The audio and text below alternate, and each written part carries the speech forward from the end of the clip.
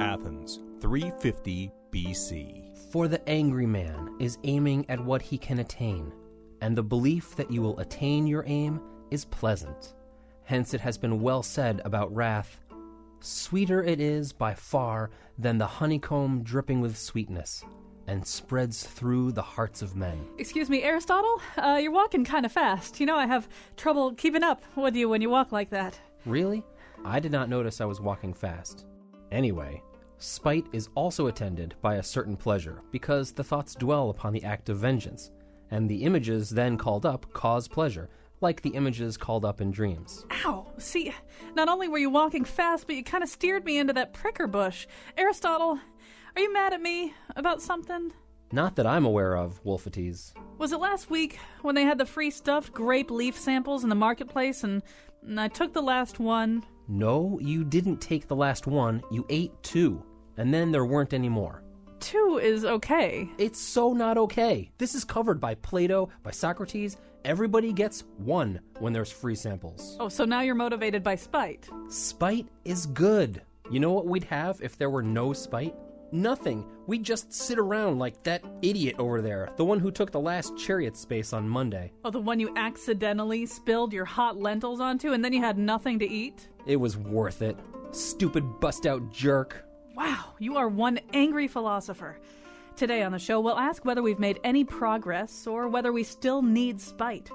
And now his life is ruled by his hidden grudge against Laura Linney, Colin McEnroe. Yeah, the problem is what she did. You know, I can't even talk about it. I'm just still so angry. I didn't even send her like a baby present or something. She had a baby anyway. We want to thank the lyre player who came in, by the way. Booking a lyre player for one of those sessions, very, very expensive. And I also have to say that in writing that intro, I did steal a little bit from Larry David, perhaps the king of spite in certain ways. He's, of course, the person who has very strong feelings about how many free samples you can eat if there are free samples available. All right, we're going to talk about spite today. We got very interested in this because of an article that we read, and we all thought, wow, this sounds like the kind of show that we would do. But then there's the sort of the question of what is spite? How is it different? And what do you think people think about spite? So we sent our very spiteful intern, Skylar Magnoli, out into the streets to ask them about spite. What is the worst thing you've ever done out of spite? I usually wouldn't want it done to me, so I don't do it. Honestly, no, I'm not a spiteful person. Probably talked about somebody, because they probably did something to irritate me. Put salt in my sister's cereal instead of sugar. She locked me out of the house and it began to rain. That's a good one. We really hated this one teacher, and so then we messed up all the books on our bookshelf, so we were like taking them out of order because that's like her biggest pet peeve. So we were just trying to make her mad for like a whole week, and we were doing everything that she hated, and it was actually a lot worse than you think. Probably yelled at people who were texting while they were driving. All right, so not all of those necessarily conform to any kind of academic or rigorous definition of spite, to the extent that there can even be one of those. So today we're going to look at spite across a series of different models and disciplines. We're going to start with David Marcus, professor of psychology at Washington State University, who has looked at psychological models and psychological sort of testing models for studying spite and developing a spitefulness scale. First of all, welcome to the show. Thanks. So let's begin with at least a definition for your purposes of spite. Spite overlaps with so many other things, with hatred and anger and vengefulness and schadenfreude and a whole bunch of other qualities. So how do you sort of find the little shaded area in the Venn diagram of those things that is spite? I think because some people do use spite like synonymously with vindictive or hostile or aggressive, I think what makes spite unique is spiteful actions also involve a cost to the person who does them. It's not enough that you're hurting someone else, putting salt in someone's cereal instead of sugar. It's doing it and also potentially opening yourself up to being hurt back or in the act costing yourself something. So, yeah, if you knew you were going to get locked out of the house afterwards and left in the rain, that would be a spiteful action then. So in our introduction, for example, when Aristotle confesses that he deliberately spilled hot lentils onto someone that he was mad at and then had nothing to eat, that would be an act of spite. Absolutely. In attempting to study this, first of all, one of the first things you did, I guess, was to try to develop this spitefulness scale so you can measure it. Explain how you did that.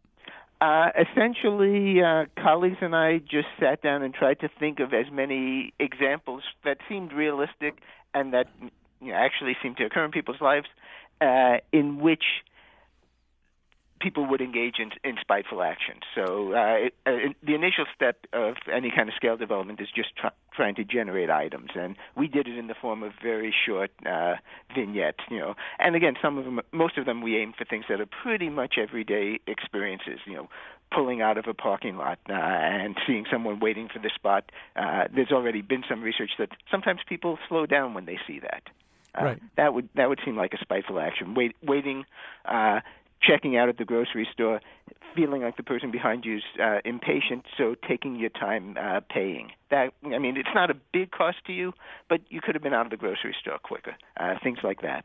So once you had the scale and once you began to measure people with the scale, what did you find? First thing we did was we wanted to figure out which of the items on the scale really seemed to work. And so we started out with 31 items, and we got 17 that seemed to have very good discriminatory properties, that they tend to cluster together and all seem to be tapping into this notion of spitefulness. Then the next thing we did is we looked at how that related to all those other kind of personality traits and characteristics that you mentioned at the beginning that should be overlap with spite but shouldn't be the exact same thing. So like aggressiveness, Machiavellianism, narcissism, those kinds of other negative personality or dark personality traits. And we found that it generally did associate with those. Which isn't that surprising. In other words, we'd have to assume that if you are that kind of person, if you're narcissistic, if you're Machiavellian, probably you're going to include spite somewhere in your behaviors. Go ahead. Yeah, absolutely. So, if we didn't find that, it would have suggested that our measure wasn't probably measuring what we thought it was. The other thing is we did see some group differences in it. We found that older people are less spiteful than younger people in our sample. It seems, perhaps, assuming the measure actually is measuring what it claims to measure, that as people get older, maybe they mellow out a little bit and become less spiteful about stuff. Or we're just too tired to act spitefully. It's too much. That's possible, too, yeah. And it's also possible, again, we also made up a number of items because a big part of our sample was college students that are kind of student-like experiences, like, hope foregoing extra credit if your classmates that you don't like won't get it, or taking extra time on a test just to make the professor sit there and wait longer. That one came from personal experience. So maybe some of them were less relevant to older folks, but I think it does kind of fit with people's experience that, as you get older, there's less energy to act spitefully, or maybe there is a tendency to be able to take perspective of others a little better and feel less spiteful. That's kind of an optimistic take. I don't know. We also found that men were more spiteful than women on the scale. It's interesting. Well, as we go along here, by the way, if you have a question or a comment or something you want to tell us about, or perhaps tell David about the role that spite plays in social psychology and daily interactions, 860-275-7266, 860-275-7266. I don't know how much of this has been measured, but one of my other questions is how okay people feel about their own spite. In other words, to what degree is, and I even wonder that about the age disparity, whether a younger person wouldn't understand that there are social sanctions that might be brought against you if you exhibited and were pretty comfortable with your own spitefulness. Maybe as we get older, we learn to be a little bit more discreet about it. But I also just wonder in general, do people regard spitefulness as something they should be ashamed of? That's a great question, and to be honest, we didn't look at that yet, but it's a really interesting question. We did find that people who are more shame-prone are more spiteful, actually. Mm-hmm. So if you tend to go around feeling a lot of shame, you tend to act more spitefully, as opposed to if you're guilt-prone, you're less spiteful. And one of the things that intrigues me about this too is if there are things that people feel ashamed enough about to repress, or either actually repress the behavior itself, or at least not talk publicly about the behavior, it would. I mean, we have this whole phenomenon, not that I watch much of it, but we have this whole phenomenon of reality TV where I'm given to understand one of the things that happens is that people on a lot of these reality TV shows really are very open about their spite. First of all, they're often in a game situation where they need certain motivations to fuel certain behaviors and to create certain kinds of alliances against one another. And they're pretty open talking to the camera. I'm sure they're prompted heavily by producers and things like that. But in talking about how much they hate this or that person and how prepared they are to act in a negative way towards that person and to create certain scenarios. And I'm wondering if maybe that's sort of a form of pornography where people talk about spite in a way that they don't feel comfortable in their own lives. Yeah, I mean, I'll admit I don't watch a lot of reality TV either, but it does seem like it certainly pulls for bad behavior on people's part. It seems a lot of that, maybe again to kind of make maybe a trivial distinction, is it seems it's very vindictive and aggressive behavior. Mostly, though, it seems pretty instrumental that they are being encouraged by producers. They're getting rewarded for doing those behaviors. So in that sense, I don't know if it's spiteful because they're actually not incurring a harm. They're getting to be on the show for even longer and getting more camera time, which apparently would be rewarding for them. But I'm also wondering if we, the watchers, are looking at that and going, "Oh, see, she gets to be spiteful and nothing bad happens to her. I wish that I could do that." Because I want to come back to your model. I mean, one of the questions one has is, okay, so let's take something really simple. There's somebody waiting for your parking space, so you pull out extra slowly, just out of spite. Now, you don't have any reason to hate the person who's there. You don't even know who that person is. But just for some reason, and you are acting to your own disadvantage. First of all, it's going to take you longer to get out of the parking lot if you engage in this behavior. And, of course, there's also the possibility something considerably worse might happen because people have road rage and parking lot rage and stuff like that. So when you look at that behavior, I assume one of the questions you're asking is it just sort of completely maladaptive behavior that has no purpose whatsoever and, in fact, is really kind of disadvantageous? Or is there some reason, some rational reason, some way it makes sense? I think probably there's probably within spitefulness both those kinds of instrumental spiteful behaviors, times when being spiteful will ultimately get you something, versus just purely hostile and impulsive spiteful behaviors where there may not be a benefit to that. And that's kind of the most interesting, when people are willing to me at least, when people are willing to hurt themselves and there really doesn't seem to be any end game, any long-term benefit to doing that, as opposed to a more kind of strategic spitefulness where the person is being spiteful because in the long run they'll benefit. A lot of the spitefulness research that's taken place has been done by economists who've looked at, like, the ultimatum game, where one person gets to divide an amount of money and the other person then their only decision is whether both get to keep the money or they both lose out. So, someone divides $10 and says, "I'm going to keep 9, you get 1." The other player may just spitefully say, "No, neither of us are keeping any of this." If you're playing consistently against the same person, it makes sense to be spiteful. It's strategic, right? If someone offers you $1 and you say no, and then on the next turn they're probably going to up their offer. Mm-hmm. But other people have done studies where they use an ultimatum game where you're consistently playing against a different person, or you believe you're playing against a different person. There's no benefit at all to rejecting the offer, right? Someone offers you you're either $1 richer or you get nothing. It's not going to affect future play, and yet people still spitefully will reject an unfair offer.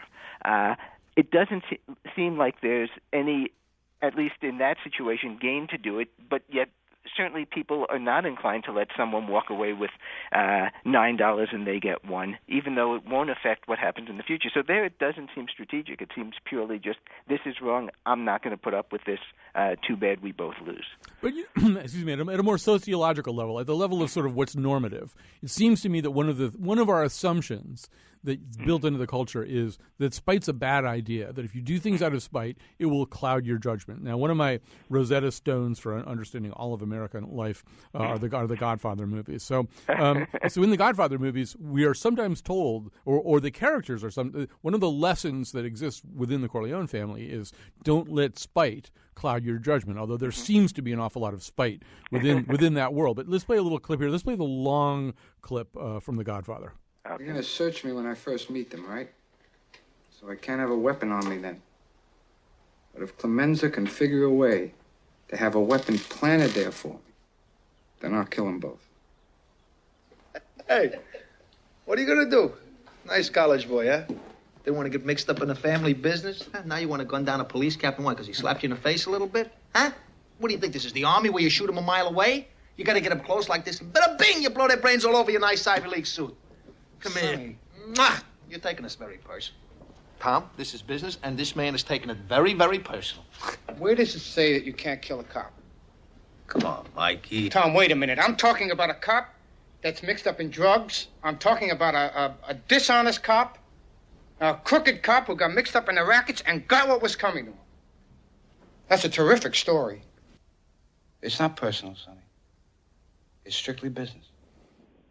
So, David Marcus, the norm that's contained in that particular conversation, Michael has had a bad run-in with this corrupt police captain. Now he's got a plan that he says is strictly business. He's being accused by his brother and some of the other made guys of making it personal, that there is spite in his calculations, which they think is a really bad idea. He's insisting that this is a completely business-oriented, dispassionate, rational decision that he's thought through. And I would argue that bleeds out from the Cosa Nostra into general life, that if you do something, you have to at least try to justify it by saying it wasn't out of spite.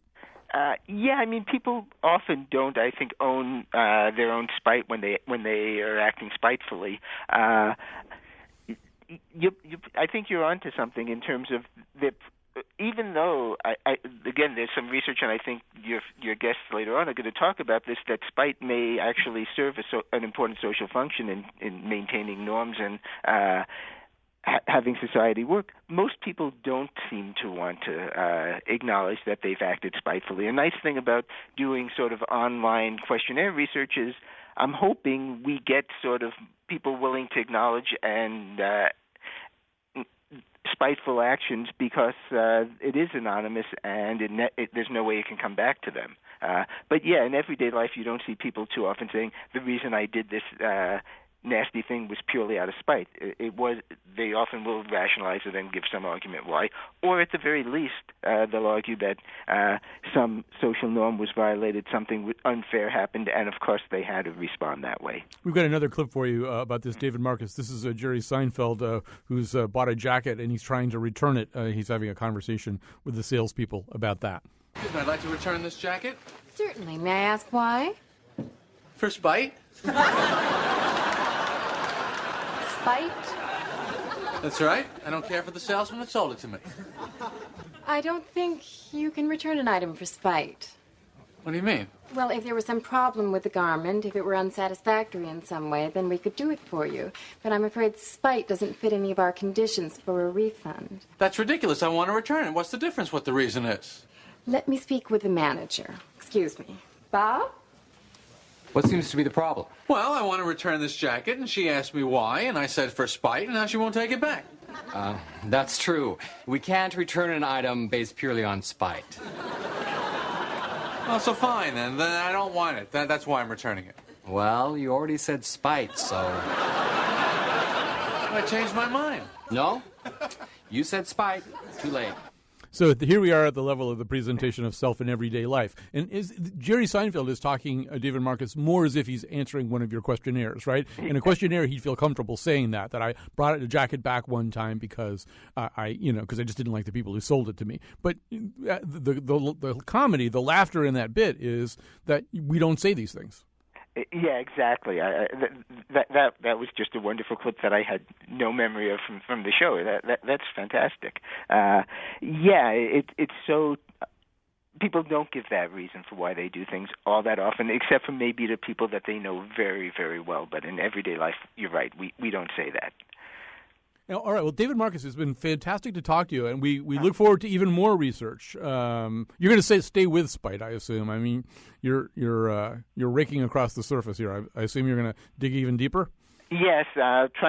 Next step is to look at how whether people's responses on a spitefulness scale predict how they'll behave in an ultimatum game. Will they be more spiteful in rejecting offers than folks who score as being less spiteful? That's one of the next things we're going to look at.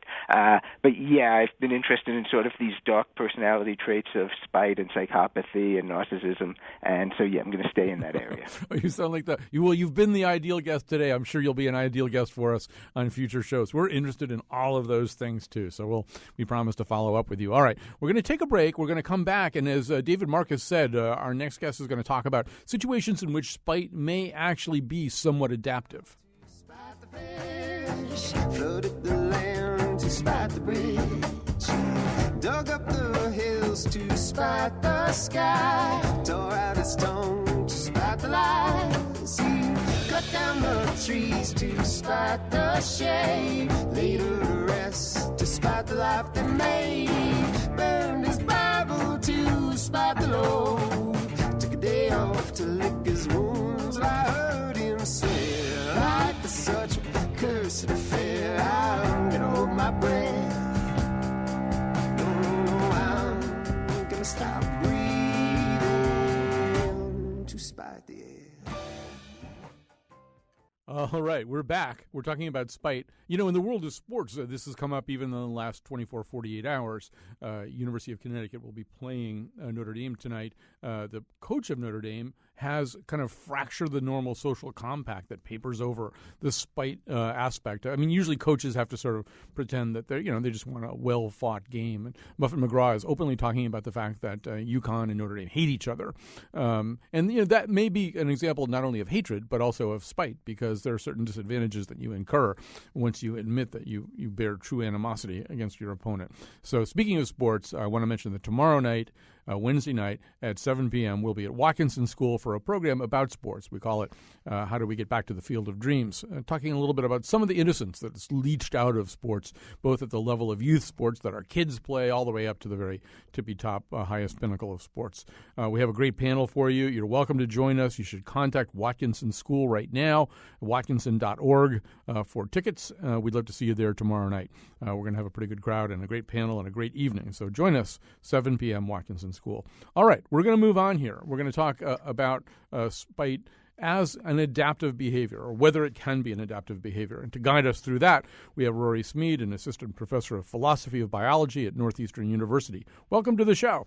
Thanks for having me, Colin. So, within your field, this gets talked about sometimes preceded by the word Hamiltonian, right? Hamiltonian altruism and Hamiltonian spite. So examples of this might be, the only one that I know, because it's the way I see the world, is the elephants sometimes defecate in watering holes that are going to be used, so they can't be used by rival packs of elephants. But there are examples of this in the animal world, right? Things that look like spite. Yeah, there's actually numerous examples, and so there's the thing between biological spite, what I'm going to be talking about, and what Professor Marcus was talking about. There's psychological spite. Psychological spite is usually defined in terms of motives or intentions, doing something with the motive or intention to harm someone, irrespective of gain, even at a cost. But biological spite is defined not in those psychological terms, but in terms of the fitness or reproductive success that comes about from the behavior. So spite, in the biological sense or the Hamiltonian sense, is behavior that inflicts a harm to another at a cost to the actor in sort of terms of reproductive success. So give us, I guess, the yellow rum. Oh, sorry. The example. So there are several examples that we might bring up to illustrate this. One of the ones that I like is actually from Laurent Keller and Kenneth Ross in the 1998 paper in Nature about imported red fire ants that actively sort of seek out other ants that are slightly genetically different based on their scent and then kill them, even though they're part of the same ant hive. And there are other examples from spite in nature as well. The yellow-rumped cacique is a bird that the adolescent males will spend a good portion of their free time harassing nesting females, oftentimes resulting in fledglings' deaths with no apparent gains and the risk of harm by retaliating females. Well, so that raises all kinds of huge question marks right away, right? I mean, behaviors that are part of a DNA code are supposed to be adaptive. They're supposed to have some kind of purpose. So you look at that and you wonder, well, what's the purpose? Is it possible to extrude a purpose from that kind of behavior? Well, it's interesting. This is precisely the reason that it's particularly fascinating to evolutionary theorists and biologists. Sort of by definition, spite is something that pays a cost. So why should we ever expect it to arise? It turns out that we have to think carefully about what we mean by costs and benefits here. Mm-hmm. One of the things that spite can do for us, even though by definition we have fewer children as a result of it, one of the things it can do is allow us to gain a relative advantage. It's a bit like taking a pay cut so that your colleagues have to take a bigger pay cut. And in the biological sense, this would come out as, sure, I have fewer kids now, but you have even fewer than I do. So that's one possible reason. As we get to sort of more advanced organisms, even primates and humans and stuff like that, is there a way in which spite introduces some kind of norm, some kind of enforceable behavior, some kind of understanding, well, if you do this, then this other thing will happen? Yeah, so the interesting connection here is between spite and what I think most people might call punishment, right? Typically, if somebody is supposed to be acting in some way and they don't, they suffer some sort of consequences for that. And we typically think of it as punishment. And punishment is usually sort of characterized in a relatively what me and my co-author, Professor Forber, refer to as a pro-social behavior. But we like to think about the sort of potential dark side of punishment, that it might have closer links to spite rather than sort of making sure that we're all good to one another. Punishment may have been the outcome of something more like spite. So, I mean, just to sort of be clear about that, in other words, what you're saying is, evolution looks at behaviors that can be either kind of random or at least not necessarily ascribable to any kind of beneficial purpose, but which kind of by accident do work that way. So that if in fact, some of our more limbic system responses to stuff make us engage in spiteful behavior when we're angry and we're almost irrationally angry, those could still get encoded as on a kind of evolutionary basis because they turn out to have a benefit that isn't even necessarily intended by the original actor. Right, and that may have not been why it was selected for, to put it in the sort of evolutionary terms. So our basic story is, or the sort of the basic picture that we think is a possibility. We don't know how much it corresponds to what actually happened, but as far as an evolutionary possibility goes, we think that there are certain conditions that favor spite, sort of straight up spite, in the ways that we've been talking about, just paying a cost to inflict a harm. And those conditions are where the behaviors are sort of disproportionately directed at those that are not like you or those that aren't doing the spite. Mm-hmm. And under those conditions, you can expect spite to gain that relative advantage that it needs to evolve. What that means is everybody does worse off because there's so much spite going on. But if you didn't spite, then you would do even worse, right? That's the idea. Give me an example to kind of help. I'm having a little trouble wrapping my mind around that one. So with something like with something like the imported red fire ants, one of the things that's going on is they detect pheromone scents, which are a genetic marker for what they're like, and they disproportionately reject their harming, attacking behavior at those that are different than them. Mm-hmm. And in those kind of conditions are exactly the kind of conditions that the sort of spite will give you a relative advantage by performing that. Although you have to pay a cost, the others that aren't like you are paying a bigger cost. And, I don't mean to make this extrapolation, but it is kind of interesting to think about. One of the things I was thinking about today is religious and philosophical traditions that either do or don't have any component of spite. Most religious systems do incorporate some notion of punishment for wrongdoing. And, even Jesus has his moments when he's railing against Pharisees and hypocrites and lawyers and scribes and telling them all the kind of bad things that are happening to them. And he curses a fig tree. So even he has moments like that. But you sort of, I find myself wondering today whether, you think of Tibetan Buddhism, which based on my study of it, isn't entirely, or my experience of it anyway, isn't entirely devoid of spite, but it doesn't have very much, And then you have the kind of predatory behavior of the Chinese government. You can sort of look at that, and as I say, I don't want to have you say something that's academically unsound, but you do kind of wonder whether that's a real disadvantage, that they don't have the kind of spiteful component, that they don't lay that out very much as part of their social system. Yeah, so there are some sort of potential benefits that can come from having spite present. So I'll talk about the ultimatum game for a second, because Professor Marcus brought it up, and that's actually one of the things that we studied in our recent paper that came out just a little while ago in the Proceedings of the Royal Society.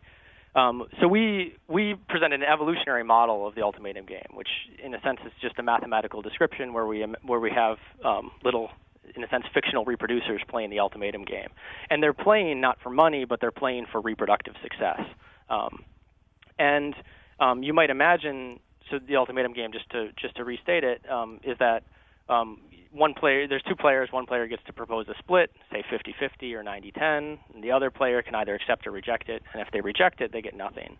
So the sort of economically rational strategy is the one that makes as large an offer as they can, assuming the other player is going to accept it, and they accept any offer that comes their way. A spiteful strategy would be one that does make a large offer, but also would reject any large offers that come their way. It's sort of a hypocritical strategy even, and it's very harmful. What we did is we took a sort of an evolutionary model of the ultimatum game, and we cranked up the conditions that favor spite. This idea of what we call negative assortment, that is, strategies tend to interact with those that aren't like themselves. And when you crank up the conditions that favor spite, what you find is actually an increase in the proportion of fair offers that evolves, which is a little bit puzzling. But when you think about it in a little bit more detail, it starts making sense. What's going on is that as you increase spite, what happens? Well, as you crank up the conditions that favor spite, the proportion of rejection starts increasing dramatically. But it turns out to be easier to spite the unfair players than it is to spite the fair players. Part of the nature of a fair offer is that if you reject it, you have to pay as big a cost to reject it as you would do as a harm for me. Whereas if I make you an unfair offer, say 90-10, you have to pay a cost of 10 to harm me 90, which is easier to get as far as the conditions that might favor spite. So fairness comes about because as a sort of defense mechanism against spite. So if you took fairness out, spite would still be there, but because spite is there and fairness is possible, we get fairness as well. And I'm trying to sort of take that and transpose it to a situation of, let's say, limited numbers of resources. So you've got maybe rival groups who are going after different amounts of the same amounts of food, or trying to figure out how to divide up a territory that has a certain amount of berry bushes in it and stuff like that. So, well, give me your sense of how that model plays out there. Yeah, the model is abstract. It doesn't have any obvious interpretation, but on the other hand, it does sort of kind of apply to a lot of different scenarios. One scenario that it does apply to is the sort of whether an animal arrives at a new area of land and has to decide how much of it to defend from others that might be using the land, right? So that's sort of the demand, right? And the other can either challenge or not challenge, right? Or sort of accept the portion of the land that the other organism gives him. But it might come up in other areas. So, for instance, the amount of time that parents spend, or the amount of resources or time that parents spend investing in their children.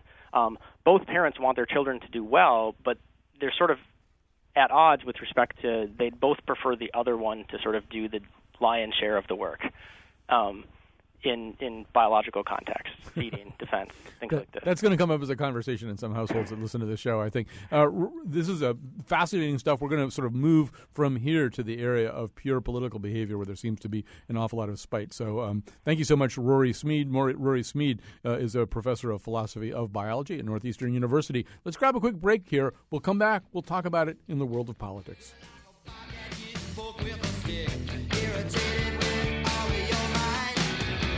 Just for spite. Just for spite. Just for spite.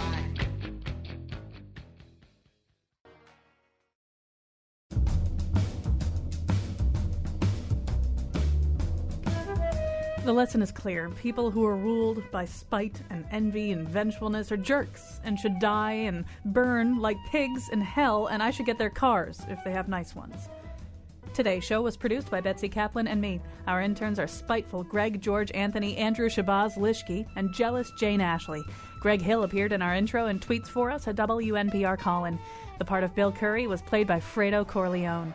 For show pages, articles, and PDFs of the anonymous hate mail the Faith Middleton Show staff has written to Giada De Laurentiis, visit our website, WNPR.org. On tomorrow's show, Thomas More and Colin talk about having a religion of one's own. And now, back to Colin. Yeah, I'm a big fan of Thomas More. We've had one full-length, full-show conversation before. He's going to be back in town actually this afternoon. We'll be having another conversation, which you will hear tomorrow as we get ready for our event at Watkinson School.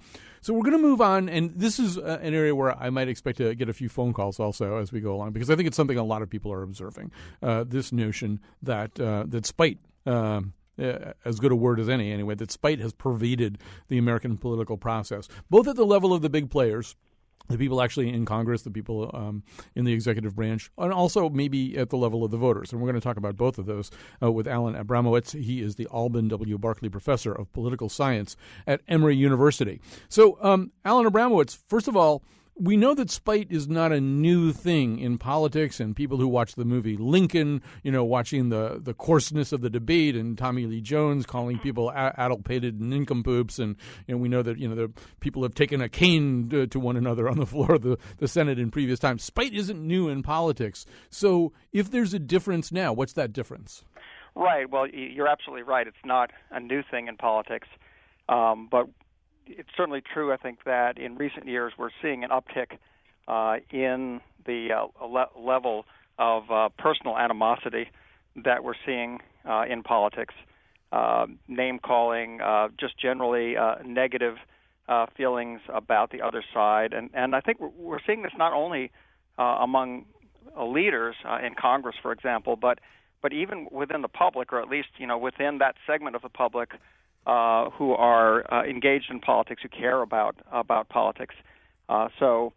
Yes, I mean, I think what's really underlying this is, first of all, a growing divide between the parties, a growing divide on issues, but also a growing divide in terms of the kinds of people who support the two parties in terms of their social characteristics. Yeah. Now, I want to talk about this at both of these levels, but we can start at the level of leadership. And I'm not a political scientist, but it strikes me that what's happened is, although there are ideological divides, and it's maybe possible to measure which ones have been more extreme over history, the difference kind of goes back to what our first guest said about the nature of spite, which is that you can call it spite when it begins to interfere with other desirable outcomes. One thing I discovered just the other day is that a member there, I was talking about a specific member of Congress who's been in there for, I'd say, about 4 terms in the House of Representatives. So maybe 8 years, maybe 10 years, something like that. He's never been on a conference committee, ever, not once. Because conference committees, which are used to resolve disputes between chambers and arrive at an outcome. I mean, the whole idea is we need to get a bill done. We need to make a law. We have to have conference committees in order to get that done. They don't happen as much anymore. They're very rare things, and it seems as though the outcome is less important than the animosity that you're talking about. Yeah, I mean, I think that's true. I also think that it's harder to reconcile differences between bills passed by the House and Senate when you have chambers controlled by different parties, and again, when the differences between the chambers on these issues are often very, very large. So it's a combination of sort of partisanship, ideological differences, and then just the fact that neither side really trusts the other side, and there's a tendency to view those on the other side with suspicion and as being not just people we disagree with on issues, but in many cases these are people who are just bad people who have bad motives, and therefore you shouldn't negotiate with them. And if you're seen as cooperating with the other side, actually that can be held against you. We're talking to Alan Abramowitz. His books include The Disappearing Center and The Polarized Public, two very apt choices for what we're talking about now. Well, I want to come back to leadership, but let's go look down at the grassroots level here. So one thing that gets examined sometimes is, Thomas Frank wrote, What's the Matter with Kansas? So, and his argument there is, it seems like voters are not voting in their best interest at times, that in fact they're voting in the interest of people who are not them. Why would they do this? One possible explanation is that it's not so much that they're not voting in their best interest, but they are voting out of spite. They're voting against the interests of other people, whom they can sort of vaguely imagine, whom they don't want to help out. Yeah, I think there's some truth to that.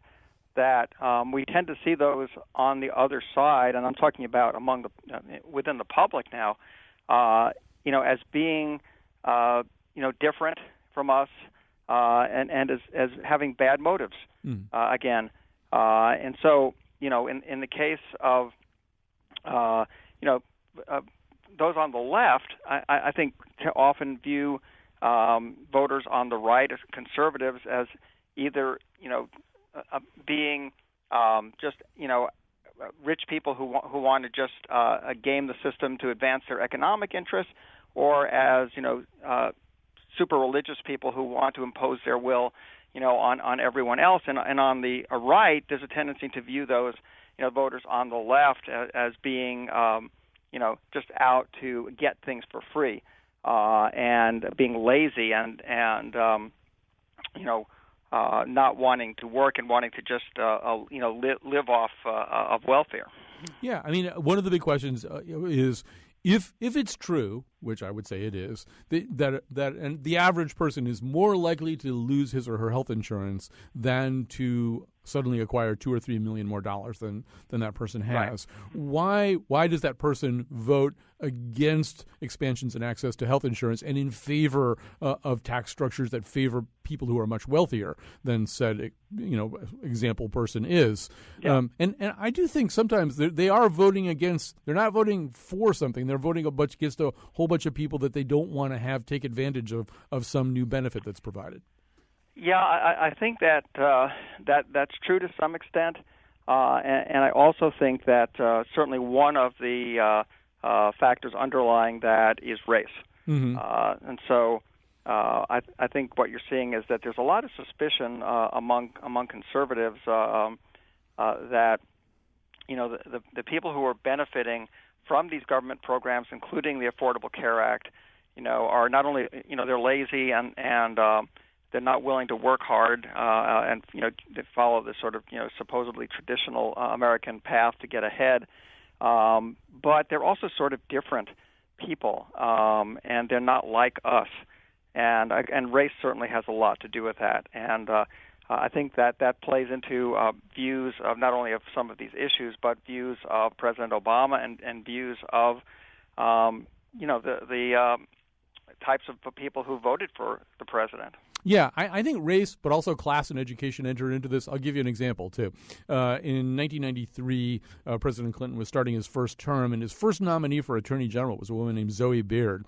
And It was eventually found that she had a very very high-paying job, really, with an insurance company here in Connecticut, and she'd maybe employed illegal immigrants as nannies or whatever. And I was actually a talk show host on a commercial station at the time, and I got calls on this every day, all day long. And after a while, I started to realize that it wasn't so much about the facts of the case, because the facts of the case, although they were somewhat damning, weren't as damning as all kinds of other things that were going on at the same moment. It was basically this really kind of die yuppie scum, that was sort of what underlay the dialogue. It was kind of like, I don't like you, you've got all these advantages, you're the kind of person who's been bossing me around my entire life, telling me I can't smoke, I hate you.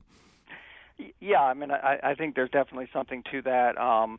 And of course, the ironic thing is, I mean, that sort of behavior goes on, on both sides of the partisan aisle. I mean, that's not really something that differentiates Democrats from Republicans. Oh, absolutely. I would agree with that. And to a certain degree, the consultants have tried to figure this out, too, whether it's George Lakoff on the left or Frank Luntz on the right, Drew Weston looking at sort of how the political brain works. One of the things is to try to understand this really fundamental limbic response that people have to certain words, to certain emotional tripwire issues, right?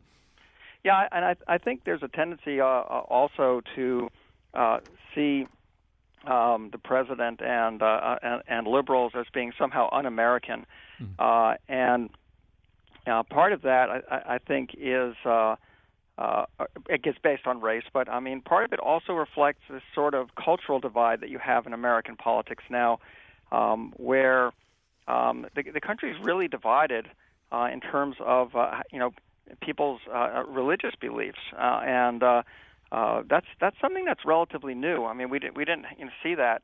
If you go back, 30 or 40 years, we weren't really divided. There was a traditional divide between Protestants and Catholics, but it didn't have to do with your religious beliefs or how religious you were. But now there really is this divide, and we see it on issues like gay rights, on abortion, and so on. So, and those are very emotional issues, and ones that it's hard to compromise on those issues, at least for the people who really care about those issues. It does seem as though, once again, at the level of kind of our normative understanding, that Americans will, to a certain degree, tolerate behavior, at least on their own side, whatever their own side of the political divide is, of spiteful behavior that's directed at or guided by some kind of ideology, or at least appears to be. The thing that they won't tolerate, or I think they're less likely to tolerate, is spite for spite's sake. So we're watching that unfold right now with so-called Bridgegate. I mean, if in fact it's the case that Chris Christie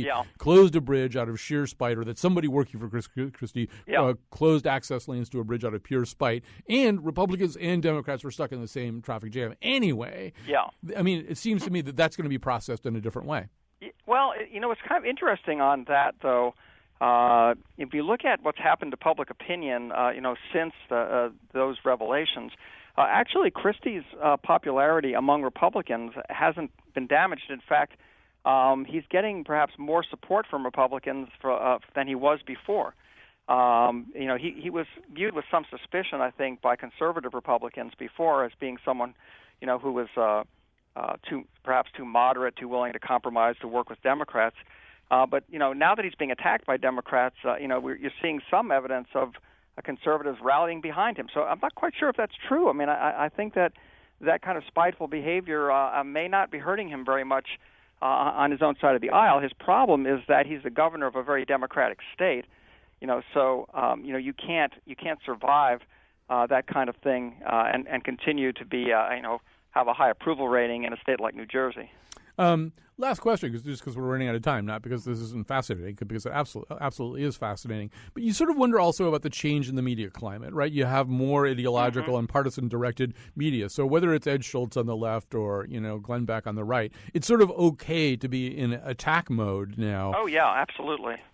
Yeah, and so, again, I think that the message that you get from a lot of the partisan media, whether it's some of the cable TV channels or talk radio or blogs, is that, again, it's that the not just the leaders but the supporters, the voters on the other side are bad people and have bad motives, and so therefore it's okay if bad things happen to them.